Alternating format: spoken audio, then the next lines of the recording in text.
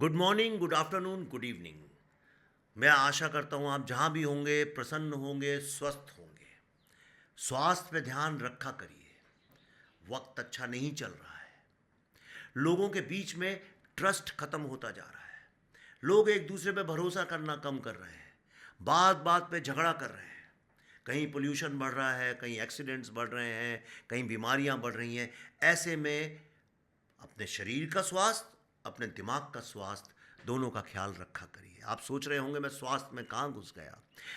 स्वास्थ्य की बात ऐसे निकली क्योंकि पिछले कुछ एक दिन से भारत का स्वास्थ्य क्या है इस पे काफ़ी चर्चा चल रही है। दोस्तों, आपने देखा होगा भारत के प्रधानमंत्री श्री नरेंद्र मोदी जी ने पिछली कई स्पीचेस में, खास तौर पे उनने जो कल एक स्पीच दी, उसके अलावा तमाम कई स्पीचेस में बहुत ही कैटेगोरिकली अर्बन नक्सल्स की बात करी है। आप अगर नरेंद्र मोदी जी का पॉलिटिकल करियर जानते हैं तो बिना सोचे समझे, बिना किसी पर्पस के एक भी इधर उधर का शब्द नहीं बोलते हैं। उनके एक एक शब्द के पीछे कोई आगे आने वाली स्ट्रेटजी होती है। तो भारत का प्रधानमंत्री अगर एक ऑफिशियल लेवल पे पिछले कुछ वक्त से, एक डेढ़ दो साल से अर्बन नक्सल्स हर प्लेटफॉर्म से बोल रहे हैं। हाई कोर्ट, बंबई के हाई कोर्ट ने कुछ दिन पहले अर्बन नक्सल्स को मान्यता दी। उन्होंने बोला अर्बन नक्सल्स भारत के लिए सबसे बड़ा खतरा बन के उभर के आया है। चंद दिन पहले दिल्ली की सरकार ने, दिल्ली की पुलिस ने एक हाउस हेल्प को पकड़ा जो अर्बन नक्सल, एक हाउस हेल्प के भेष में काम करने वाले को।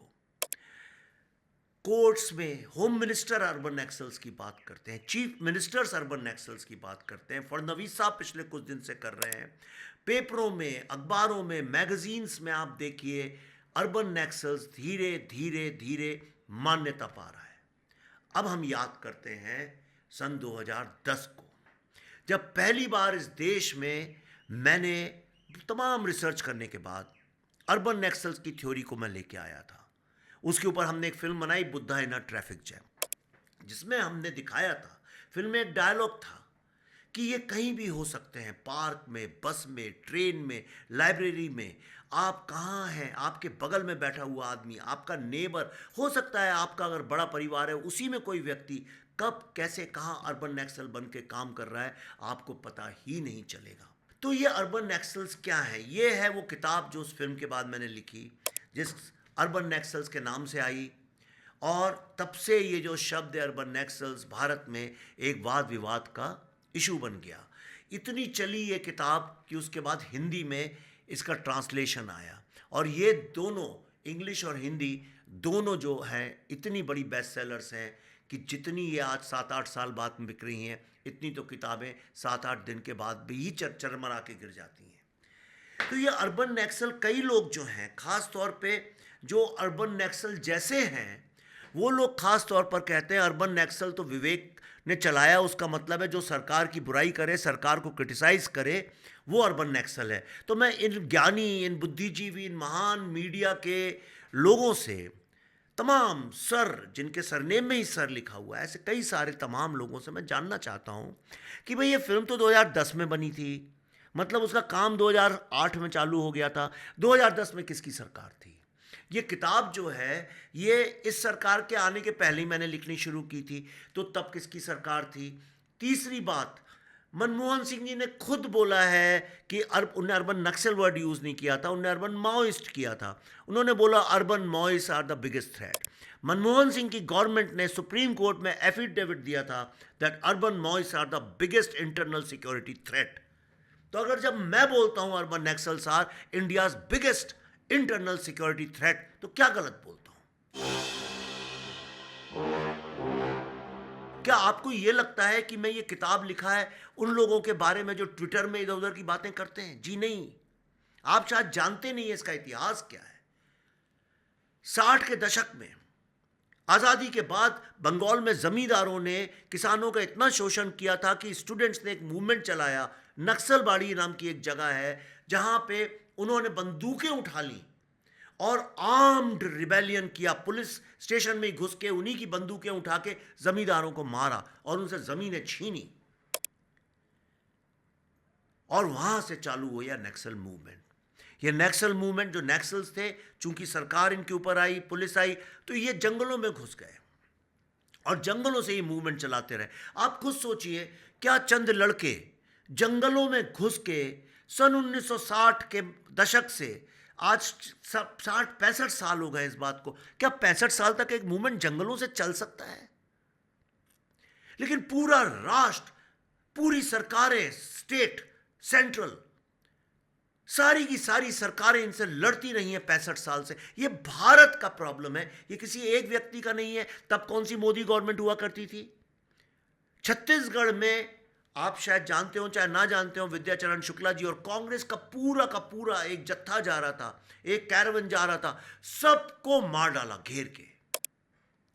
वो क्या बीजेपी के लोग थे या वो मोदी जी के क्रिटिक्स थे? कितने बड़े बड़े लोगों को, पुलिस ऑफिसर्स को, आईएएस ऑफिसर्स को, मंत्रियों को, हर सरकार के, कोई एक सरकार नहीं।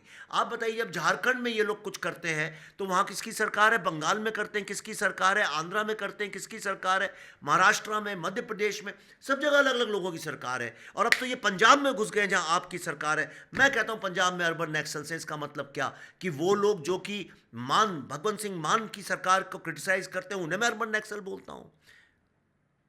एक होते हैं मूर्ख और एक होते हैं महामूर्ख। वो लोग जो अर्बन नक्सल्स की थ्योरी को नहीं मानते हैं, मैं उनको महामूर्ख बोलता हूं, और आपको बताता हूं क्यों। उसके पीछे एक रीजन है। रीजन ये है कि जो अर्बन नक्सल, जो ये पूरा है, ये एक रिटन, लिखा हुआ डॉक्यूमेंट है।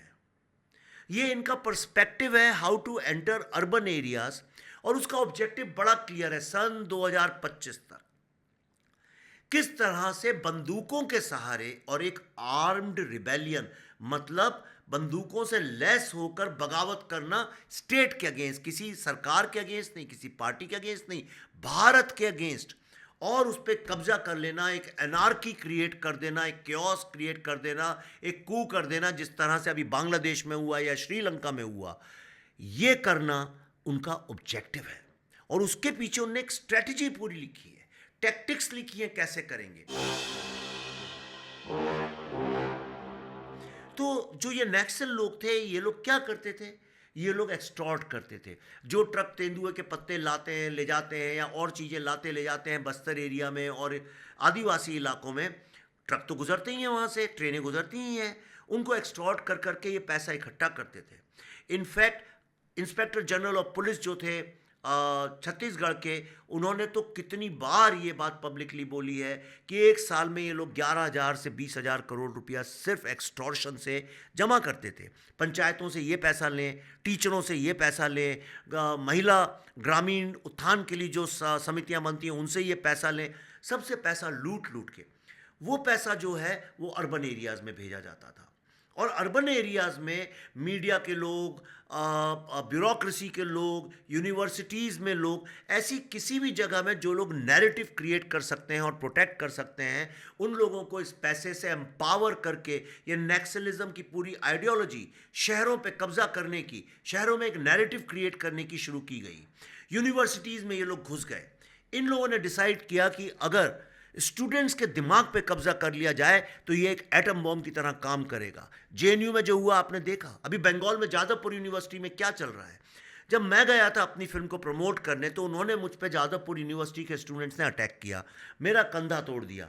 लेकिन जब मैंने उसके बारे में लोगों से बोला तो लोगों ने कहा अरे ये क्या है, तो कुछ भी नहीं है। और उस वक्त जो सबसे अधिक मेरे को अपोज किया था और प्रताड़ित किया था वो थी ममता बनर्जी के लीडरशिप में तृणमूल कांग्रेस की बंगाल की सरकार। उनने मुझे प्रोटेक्शन तक नहीं दिया। आज वही सरकार शिकायत कर रही है कि जादवपुर के यूनिवर्सिटी के जो स्टूडेंट्स हैं वो अर्बन नक्सल बन गए हैं। एबीवीपी लड़ाई लड़ रही है।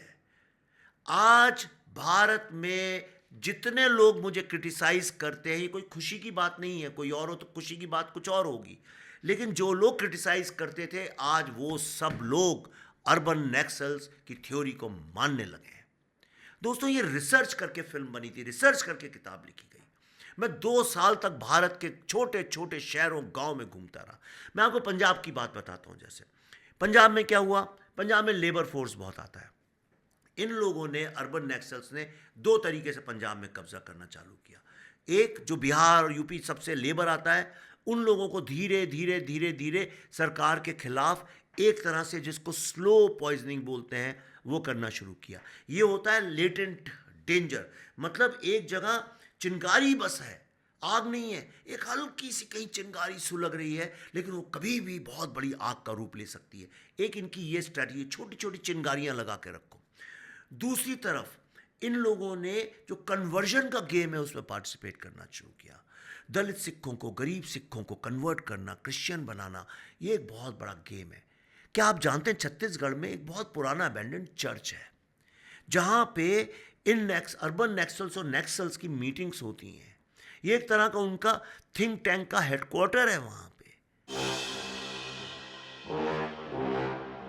आप ऐसी ऐसी बातें, अगर आप ये किताब पढ़ेंगे, आप अपनी कुर्सी से गिर जाएंगे। आप कहेंगे, अरे इसको तो मैं जानता हूँ, ये तो मेरा टीचर हुआ करता था। और आप ये बताइए, अर्बन नक्सल मूवमेंट में जो लोग जेल गए हैं, उनमें आधे से अधिक टीचर्स, प्रोफेसर्स, मीडिया वाले क्यों हैं? क्योंकि सबसे अधिक पैसा इन्हीं के ऊपर खर्च किया जाता है। अब ऐसा कुछ माहौल बन रहा है, जो मैं आपको बताना चाहता हूं कि अभी अर्बन नक्सलिज्म सिर्फ जंगलों में लूटे हुए पैसों से ही नहीं चल रही है। इसमें अब चाइना इन्वॉल्व है, इसमें तरह तरह के वेस्टेड इंटरेस्ट दुनिया भर से इन्वॉल्व है।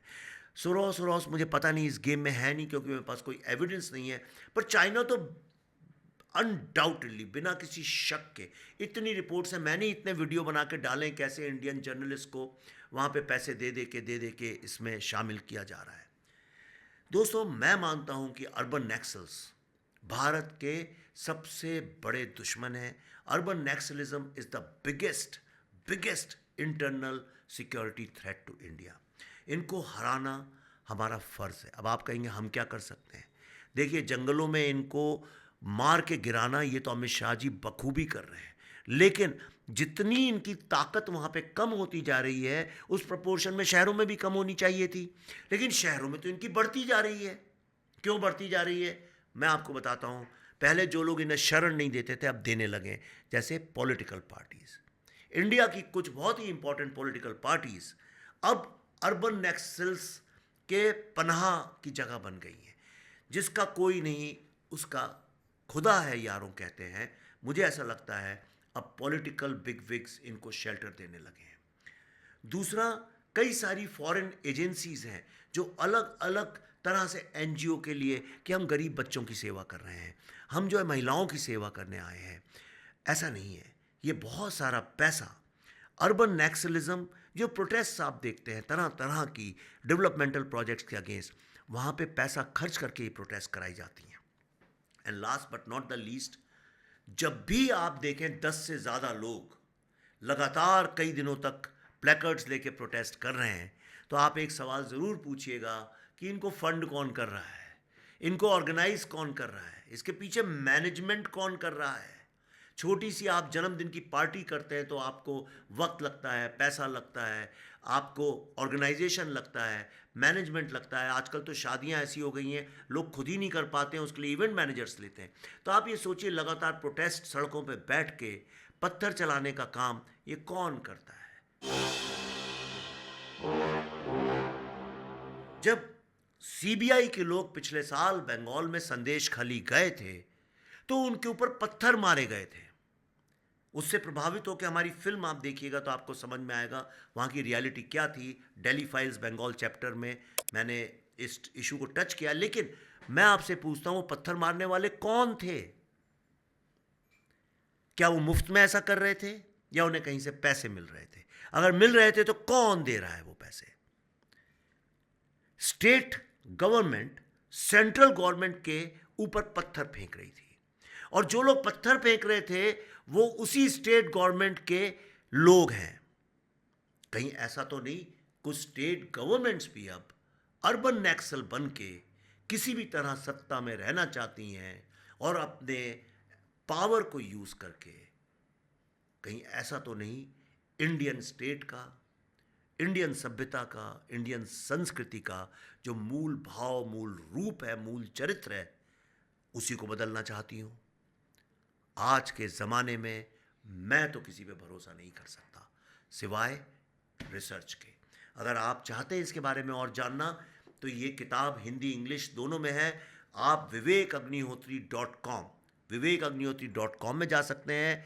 मैं खुद अपने हाथ से साइन करके ये कॉपी आपको भेजूंगा। मैं हर महीने तमाम कॉपीज़ भेजता हूँ। इस तरह से साइन करके आपको आपके पते पे ये कॉपी मिल जाएगी। तब तक के लिए बहुत बहुत धन्यवाद मुझे सुनने के लिए। अगली बार फिर मिलूंगा बंगाल से रिलेटेड एक नई कहानी लेकर।